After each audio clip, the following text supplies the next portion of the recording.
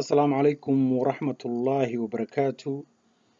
Bartan aan idinkala hadlayna waa bartaan ku leenahay YouTube-ka ee Maxamed Ibraahim Cumar. Qofka idinla hadlayana waa Maxamed Ibraahim Cumar. Ma leedahay oon badan, kaadi badan, gaajo badan,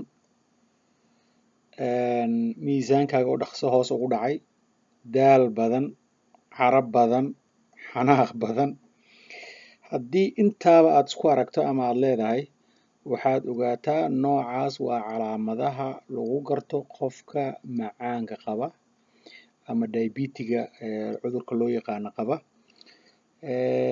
Waxaana loo baahan yahay calaamadahaas haddaad isku aragto in aad isbaarto si ay kugu fududaato inaad ogaato waxa kaa khaldan ama ku haya.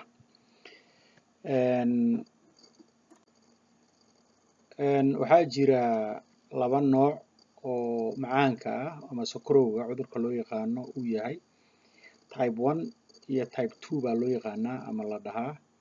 Type 1ka waxay ku dhacdaa caruurta yaryarka ah.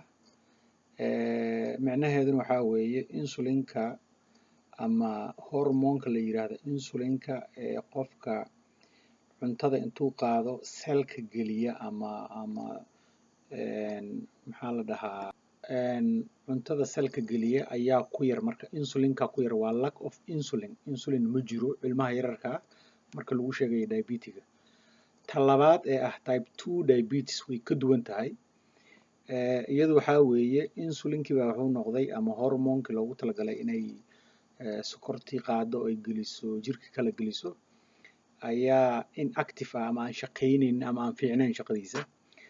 Marka type 1 iyo type 2 baa saa loo kala dhahaa. Marka hay-adda caafimaadka adduunka waxay diiwaangelisay ama sheegtay in 422 milyan oo qof ay qabaan cudurka macaanka ama diabetiska adduunka.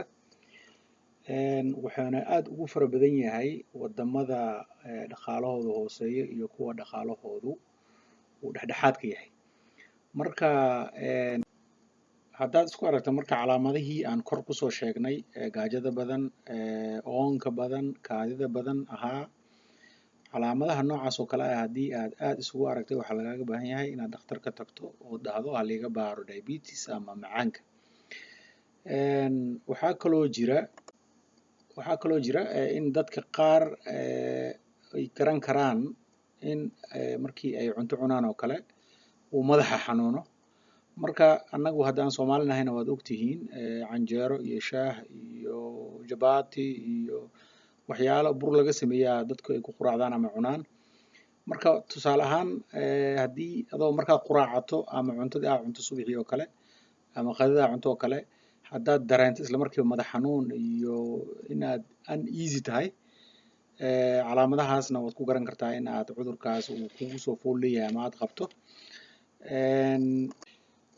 Marka anigu dhakhtar maahi laakiin waxaan la noolahay cudurkan macaanka loo yaqaan ama kaadi sokorowga Soomaalidu ay dhahaan.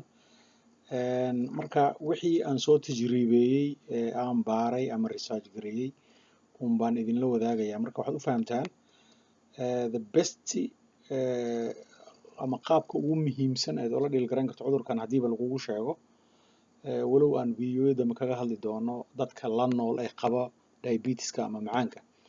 Waxaan kaga hadli doonaa videoyo kale laakiin hadda waxaan rabaa keliya in calaamadaha lagu garto cudurkan iyo in dhakhtar loo tago oo la iska baaro oo diabetic laga baaro la dhaho haddii aad ka shakiso inaad cudurkaas iyo symptomskaas ama aad isku aragto calaamadaha aad isku aragto.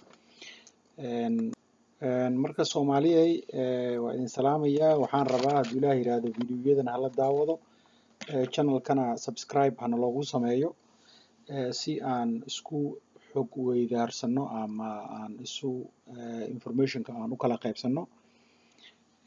Waa idin salaamayaa salaan aad u qurux badan. Waxaana idin rajaynayaa khayr iyo baraare iyo Ilaahay inuusan cudurkan idinku ridin inta aan qabin.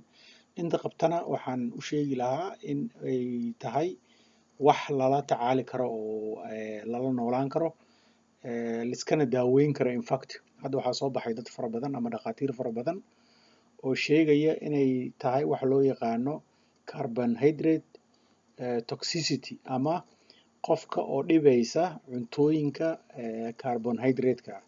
Marka hadduu qofkaas iska yareeyo cuntooyinka carbohydrate-ka ah wuu ka bogsanayaa ama wuu ka fiicnaanayaa.